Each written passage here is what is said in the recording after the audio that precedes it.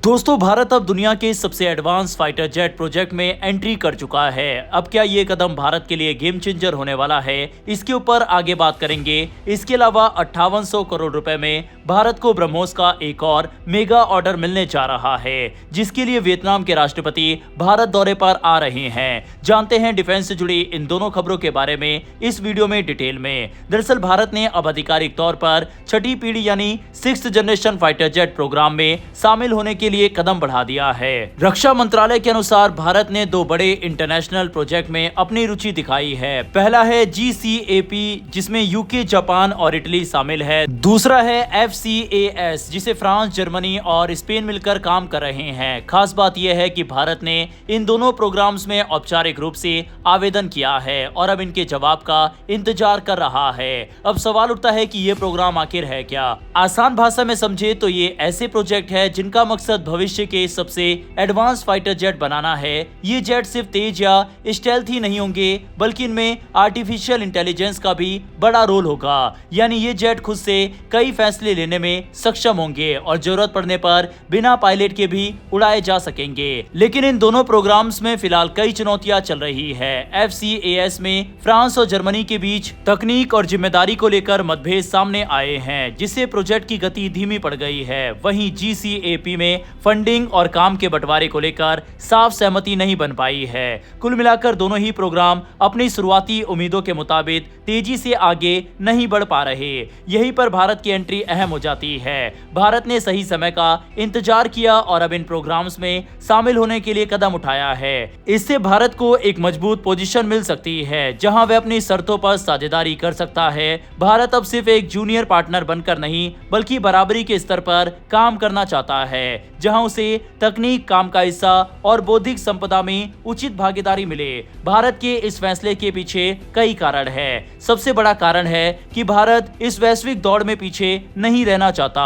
चीन पहले ही 5वीं पीढ़ी के फाइटर जेट बना चुका है और अब छठी पीढ़ी की दिशा में तेजी से काम कर रहा है। ऐसे में भारत के लिए जरूरी हो जाता है कि वह भी इस क्षेत्र में अपनी मौजूदगी मजबूत करे। दूसरा कारण है लागत और तकनीक का साझा उपयोग। 6th जनरेशन फाइटर जेट बनाना बेहद महंगा और जटिल काम है। अकेले किसी एक देश के लिए इसे पूरी तरह विकसित करना मुश्किल होता है। इसीलिए कई देश मिलकर इस तरह के प्रोजेक्ट पर काम करते हैं, ताकि खर्च और तकनीकी जिम्मेदारी को बांटा जा सके। तीसरा और सबसे अहम कारण है रणनीतिक फायदा। अभी तक ये यूरोपीय प्रोग्राम्स अपनी आंतरिक समस्याओं से जूझ रहे थे। ऐसे में भारत की एंट्री उन्हें नई ऊर्जा दे सकती है। वहीं भारत को भी मौका मिलेगा कि वह अपनी शर्तों पर बेहतर डील हासिल करे।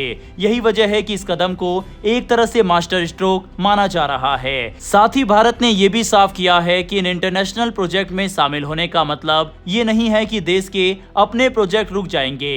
भारत का स्वदेशी एमका प्रोग्राम भी जारी रहेगा और इसका पहला प्रोटोटाइप 2028 तक उड़ान भरने की उम्मीद है। यानी भारत एक साथ दोनों रास्तों पर आगे बढ़ रहा है, विदेशी सहयोग और घरेलू विकास। अगर हम आसान भाषा में फर्क समझे तो 5वीं पीढ़ी के फाइटर जेट्स में पायलट जरूरी होता है, जबकि छठी पीढ़ी के जेट्स में बिना पायलट के उड़ान और AI आधारित फैसले लेने की क्षमता भी होगी। यही भविष्य के एयर वॉरफेयर की दिशा है। अंत में भारत का ये कदम दिखाता है कि वह अब सिर्फ तकनीक खरीदने वाला देश नहीं रहना चाहता, बल्कि उसे विकसित करने और नेतृत्व करने की दिशा में आगे बढ़ रहा है। आने वाले समय में ये फैसला भारत की वायु शक्ति को नई ऊंचाई दे सकता है। अब बात करते हैं ब्रह्मोस की। वियतनाम के राष्ट्रपति तो लाम 5 से 7 मई के बीच भारत दौरे पर आने वाले हैं। खास बात यह है कि इस दौरे से ठीक पहले वह चीन गए थे, जहां दोनों देशों ने रिश्ते मजबूत करने की बात कही। लेकिन इसके तुरंत बाद भारत का दौरा और संभावित रक्षा समझौता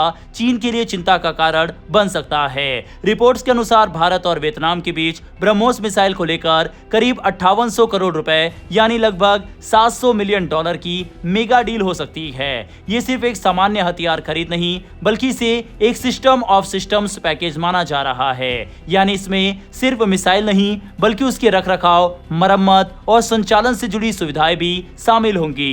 ब्रह्मोस मिसाइल की बात करें तो ये करीब मैक 2.8 की रफ्तार से उड़ती है और इसकी मौजूदा रेंज लगभग 450 से 500 किलोमीटर है। अगर वियतनाम को ये मिसाइल मिलती है तो वह साउथ चाइना सी में दूर तक सटीक हमला करने में सक्षम हो जाएगा। यही कारण है कि इसे वियतनाम के लिए गेम चेंजर कहा जा रहा है। हालांकि भारत के पास जो खुद की ब्रह्मोस मिसाइल है उसकी 800 किलोमीटर रेंज तक का भारत ने परीक्षण किया हुआ है। अब समझते हैं कि चीन को इससे इतनी चिंता क्यों है। वियतनाम और चीन के बीच करीब 1300 किलोमीटर लंबी सीमा है।